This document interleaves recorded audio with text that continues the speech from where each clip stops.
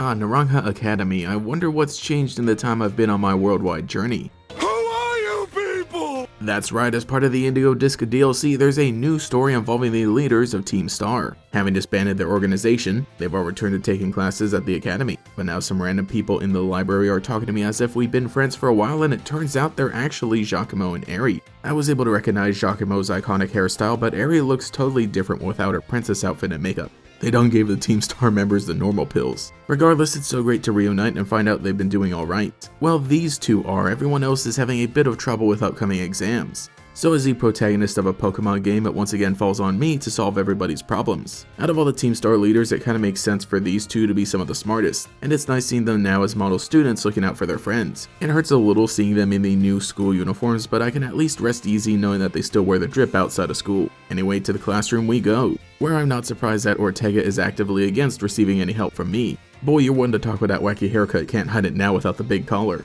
Thankfully, Eri threatens him back into place, so I see why she's the one to enforce everything. Meanwhile, Atticus continues being the best boy ever, loving every minute of this, though we can't begin our study session without Mela, who's somewhere outside stretching her legs. Heading outside to the schoolyard, we find her by the garden and she looks almost unrecognizable aside from the hair, which is still bright red, it's just actually brushed down now. But without her boots, she looks a lot shorter. Thankfully, she comes back to the classroom without a fight, not that I expected one, but for sure it's unusual seeing her so calm.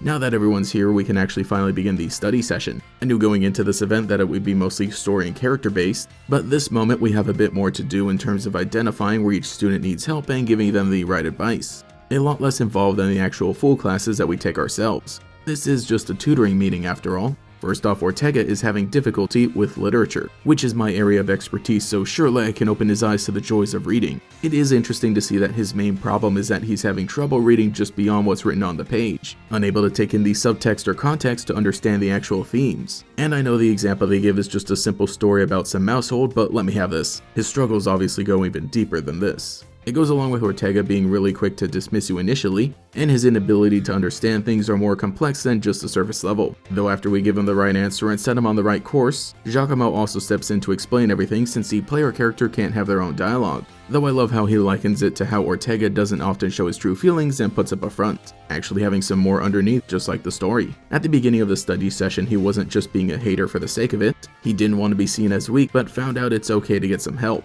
And with that, he gets a new perspective on literature and will hopefully pass the test. Next up we have Atticus, who's having trouble with math. Thankfully we don't need to help him out by actually solving any math problems. His struggle is more so that he doesn't see a reason for it and so he has trouble focusing. Really it's just he's so fascinated with aesthetics that he usually can't focus on much else, as we get a hint of during the introductions. So we help him realize that even in designing and making clothing, he would need to have an understanding of math in order to manage materials and finances. After which he shifts and gives his full attention to studying. A nice interaction because it kind of makes sense for him to just not give his attention to something he thinks he doesn't need rather than struggling with grasping certain concepts. Sometimes that's just the case for not doing well in a certain class or exam. Lastly, we have Mela, who's working on practice questions. This one we get to join in on answering a few pretty simple problems related to Pokemon training. After one question about Terra Jewels, she comments how the members of Team Star weren't given Terra Orbs because they're a group of troublemakers, and I never really thought about that. I guess I was too busy dealing with a Revavroom during their battles to notice. She then asks us a personal question unrelated to exams, but I like how it's still helping us get to the core of her issue with studying. That question is what we think about dreams, the future goals kind of dreams. And so now it all comes together. Mela isn't exactly sure what she wants to do beyond school.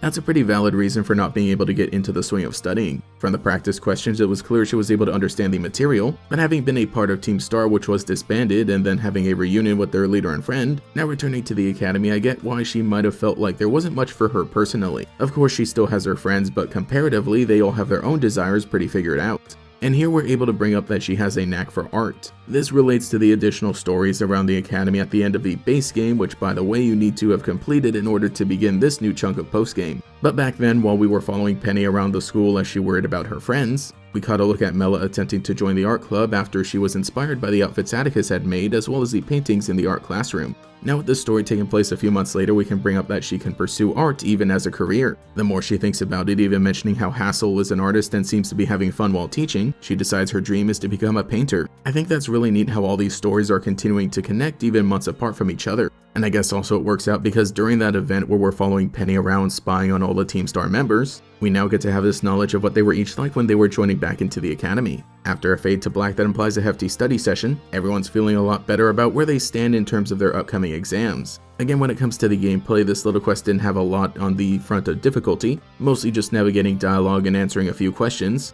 I'm glad because I'm already done with the exams I had to do for the classes there. But I think it was a great opportunity to continue catching up with all the Team Star members, who I thought were pretty well done and enjoyable with everything they had in their respective stories. Getting to see everyone in their standard student uniforms was also pretty cool, but I think in the end, Mela ended up getting the most development and character moments, which I really enjoyed. Between how they interact with each other as well as Penny and how the player character was able to help them out, it goes to show that they were never a group of bad kids, they just needed someone to talk to and help them out.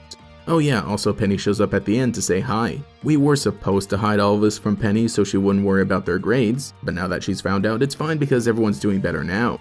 I will note that I like how Penny offers to just hack into the school database and change their grades if they really need it, because of course she would. But I think it means a lot that they were all really working hard on their own to pass the exams for themselves first and foremost, but also probably really wanted to do so for each other. Though this story was mostly about the other members. We already had Penny's epilogue in the base game, so I'm not disappointed that she wasn't all that present and kinda just showed up at the end. It just feels like she would have been there with how close all these characters are tied together. Anyway, the biggest physical takeaway we get from this is a gold bottle cap as well as the Team Star modified uniforms. Finally, I can become one of the evil team grunts. I know that they basically just wear the school uniform all untucked and loose, but getting to look like one of the evil team grunts is a big step compared to previous games. Hasta la vista. I thought this additional event was a great idea to have something beyond just the Blueberry Academy and Area Zero stuff, actually giving a reason to continue returning to the main academy in Paldea, as well as letting us know these characters are still living their lives. Using the DLC to add in this little update as well was a good idea, and it kinda makes me want even more just free updates that are like 20 minutes of new character dialogue. So drop a comment below with your thoughts and ideas, as well as who you think wears their academy uniform the best. Anyway, I should get back to studying. Let's finish up this semester strong. Thank you to every channel member for your continued support, especially the great Gators. Alex Switz, Cheeseburger Lasers, Cryptic Games, DeAndre, Dunkachino II, Jan Eric, It's Mr. 800, Justin Dowes, Justin R, Cosmo Zero, Mazhar Siddiqui, Meme Supreme, Nomad Nobi, Phantom, Pio the Genius, Quago, Savion Washington, Sean, Taijirai, Volity, and Pastel Blood. If you would like to support, get a shout out here as well as access to emotes for comments, live streams, and sometimes early videos, you can become a channel member today. You can also follow me on Twitter for more memes and Twitch for more streams. Anyway, this is Gatorex, and I'll catch you all later. 私たちは今年とってもいい子でした。